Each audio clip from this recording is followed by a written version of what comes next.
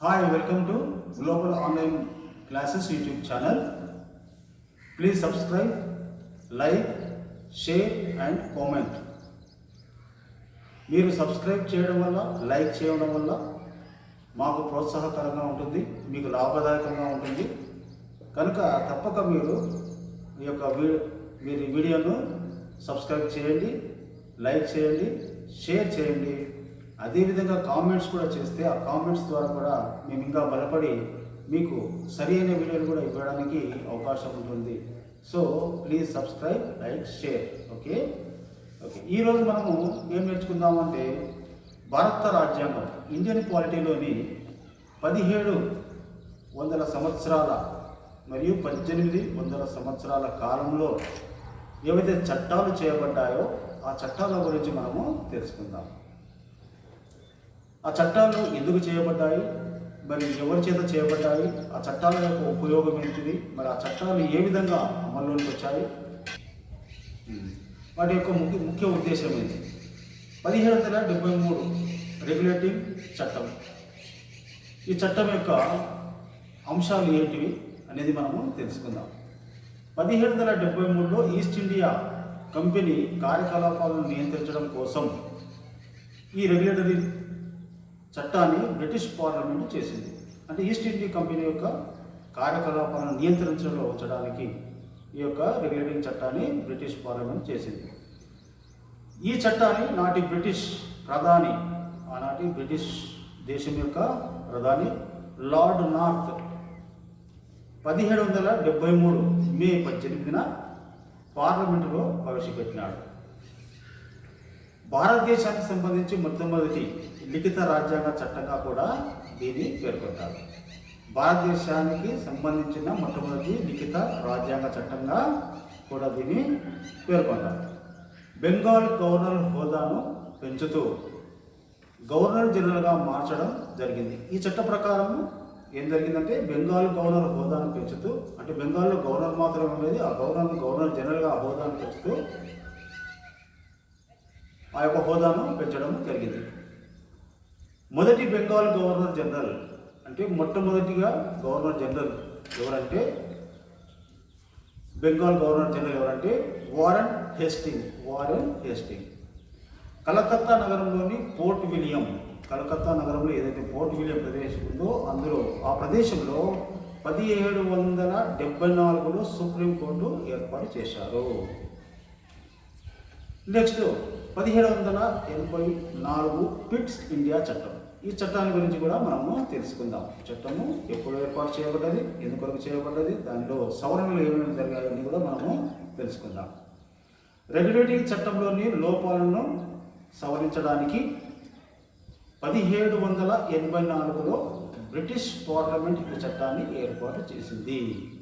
మనం ఇంతకుముందే మరి రెగ్యులేటింగ్ చట్టంలోని లోపాలు ఏవైతే ఉన్నాయో, రెగ్యులేటింగ్ చట్టం మనము 1773 రెగ్యులేటింగ్ చట్టాన్ని మనము ఇంతకుముందే తెలుసుకున్నాము. అందులో ఉండే లోపాలను సవరించడానికి బ్రిటిష్ పార్లమెంటు ఈ చట్టాన్ని ఏర్పాటు చేసింది.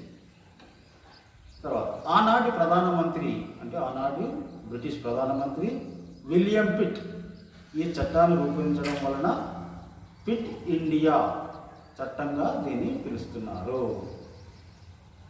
ఆనాటి ప్రధానమంత్రి విలియం పిట్ ఈ చట్టాన్ని రూపొందించడం వలన పిట్ ఇండియా చట్టంగా దీన్ని పిలుస్తున్నారు. నెక్స్ట్, ఈస్ట్ ఇండియా కంపెనీలో మొట్టమొదటిసారిగా ద్వంద్వ పాలనను ప్రవేశపెట్టారు. ద్వంద్వ పాలన ద్వంద్వ అంటే రెండు పాలనను అప్పుడు ఈ యొక్క చట్టం ద్వారా ప్రవేశపెట్టారు.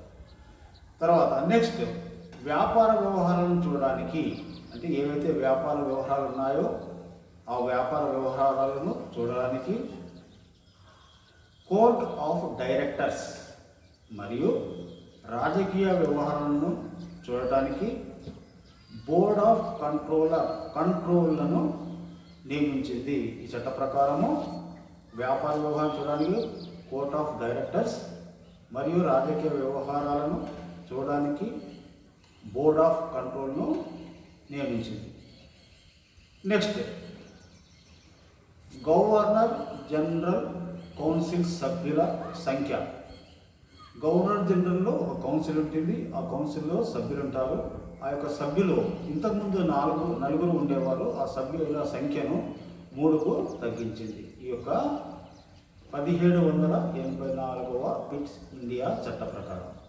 తర్వాత నెక్స్ట్, మొదటిసారిగా ఈ చట్టము కంపెనీ యొక్క ప్రాంతాలను మొట్టమొదటిసారిగా ఈ చట్టము కంపెనీ యొక్క ప్రాంతాలు బ్రిటిష్ కాలంలో ఉండే కంపెనీ ఈస్ట్ ఇండియా కంపెనీ ఏవైతే ఉన్నాయో ఆ ప్రదేశాలను ఏమని చేశారంటే బ్రిటిష్ పొజిషన్ ఇన్ ఇండియాగా పేర్కొన్నారు. బ్రిటిష్ పొజిషన్స్ ఇన్ ఇండియా అంటే ఏవైతే కంపెనీలు ఇచ్చిన కంపెనీలు ఉన్నాయో ఆ ప్రదేశాలను వారు ఏమని చేసినారంటే ఇవి బ్రిటిష్ పొజిషన్ ఇన్ ఇండియా అంటే ఈ భారతదేశంలో బ్రిటిష్కు సంబంధించినవిగా వాళ్ళు వాటిని ఈ విధంగా నామకరణం చేసినారు.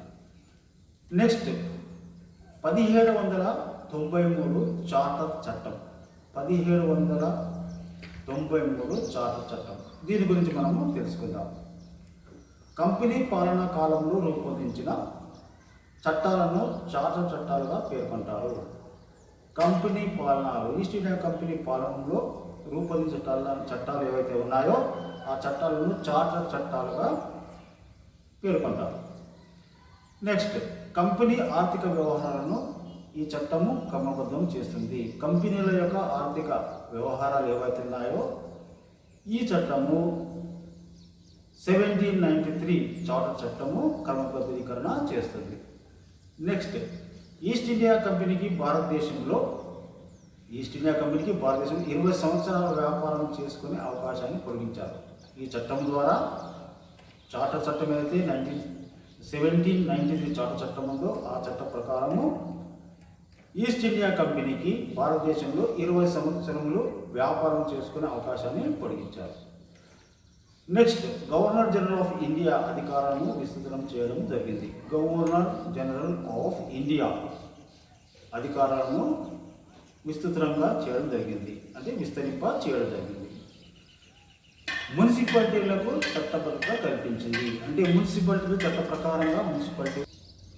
తర్వాత పోర్ట్ విలియం కౌన్సిల్లో సర్వసేనాధిపతి సభ్యత్వము తొలగించడం జరిగింది ఈ చట్ట ప్రకారం. తర్వాత భారతీయుల హక్కులు. భారతదేశంలో భారతీయుల యొక్క హక్కులు, ఆస్తులు, వారసత్వము, వివాహము, మత విషయాలకు సంబంధించి గవర్నర్ జనరల్ చేసే నిబంధనల చట్టాలతో పాటుగా సమానమైన విలువ ఉంటుంది. ఈ విధంగా ఈ చట్టం యొక్క ముఖ్య అంశాలు, ముఖ్య ఉద్దేశాలు. మరి నెక్స్ట్ మనం 1813 చార్టర్ చట్టాన్ని గురించి తెలుసుకుందాం. 1813 చార్టర్ చట్టం దాని గురించి మనము తెలుసుకుందాం. దాని యొక్క చట్టం యొక్క ముఖ్య 1813 చార్టర్ చట్టం. ఇందులో అంశాలను మనం తెలుసుకుందాం. ఈస్ట్ ఇండియా కంపెనీకి వాణిజ్యంలో గల ప్రత్యేక ప్రయోజనాలను తొలగించి, మరొకసారి చూద్దాం. ఈస్ట్ ఇండియా కంపెనీకి వాణిజ్యంలో గల ప్రత్యేక ప్రయోజనాలను తొలగించి భారతదేశంలో కంపెనీ పాలనను మరొక 20 సంవత్సరాల పాటు కొనసాగించింది. 20 సంవత్సరాల కంపెనీ యొక్క ఆదాయంపై, వ్యాపార లాభాలపై ప్రభుత్వానికి నియంత్రణ కల్పించింది. నెక్స్ట్ పాయింట్, స్థానిక సంస్థలకు పన్నులను విధించడానికి. స్థానిక సంస్థలు అంటే పురపాలక సంఘాలు కానీ మున్సిపాలిటీలు కానీ సంస్థలకు పన్నులను విధించడానికి, అవి చెల్లించని వారిపై చర్యలు తీసుకునే అధికారాన్ని ఇచ్చారు ఈ యొక్క చట్ట ప్రకారం. ఈస్ట్ ఇండియా కంపెనీలో భారతీయులకు కూడా ఉద్యోగ అవకాశాలు కల్పించారు. ఈ చట్ట ప్రకారము ఈస్ట్ ఇండియా కంపెనీలో భారతీయులకు కూడా ఉద్యోగ అవకాశాలు కల్పించారు. భారతీయులకు మతపరమైన, విద్యాపరమైన అధ్యయనం కోసం ప్రతి ఏటా ₹1,00,000 కేటాయించడము జరిగింది. అదేవిధంగా సివిల్ సర్వెంట్లకు శిక్షణ సదుపాయాన్ని కల్పించారు. తర్వాత నెక్స్ట్, బోర్డ్ ఆఫ్ కంట్రోల్ యొక్క పర్యవేక్షణ అధికారం. బోర్డ్ ఆఫ్ కంట్రోల్ యొక్క పర్యవేక్షణ అధికారం మరియు మార్గదర్శకాలను స్పష్టంగా నిర్ణయించబడి దాని పరిధి విస్తృతం చేయబడ్డది. ఇవి 1813 చార్టర్ చట్టం యొక్క ముఖ్య అంశాలు. ఈ ముఖ్య అంశాలు మనము ఈ చట్టాలు ఏవైతే ఉన్నాయో ఈ చట్టాలన్నీ కూడా మనకు ఎంతగానో ఉపయోగపడతాయి. మరి అన్ని కాంపిటేటివ్ ఎగ్జామ్స్లో మనం అడగవచ్చు. తర్వాత ఈ యొక్క ప్రతి కాంపిటేటివ్ ఎగ్జామ్స్లో కూడా ఈ అవకాశం ఉంటుంది. కనుక ఈ యొక్క చట్టాలు ఏవైతే ఉన్నాయో అంటే 1700 సంవత్సరంలో చేసిన చట్టాలు, 1800 సంవత్సరంలో చేసిన చట్టాలను మీరు బాగా జ్ఞాపకం మరి ఈజీగా మీరు ప్రశ్నలకు జవాబు రాయడానికి అవకాశం ఉంటుంది. కనుక మీరు ఈ యొక్క వీడియోను లైక్ చేయండి, సబ్స్క్రైబ్ చేయండి, తర్వాత కామెంట్ చేయండి. అప్పుడే మాకు కూడా ప్రోత్సాహకరంగా ఉంటుంది. అనేక వీడియోలు కూడా మీకు అందించడానికి అవకాశం ఉంటుంది. Thank you very much. Please subscribe global online classes YouTube channel without fail.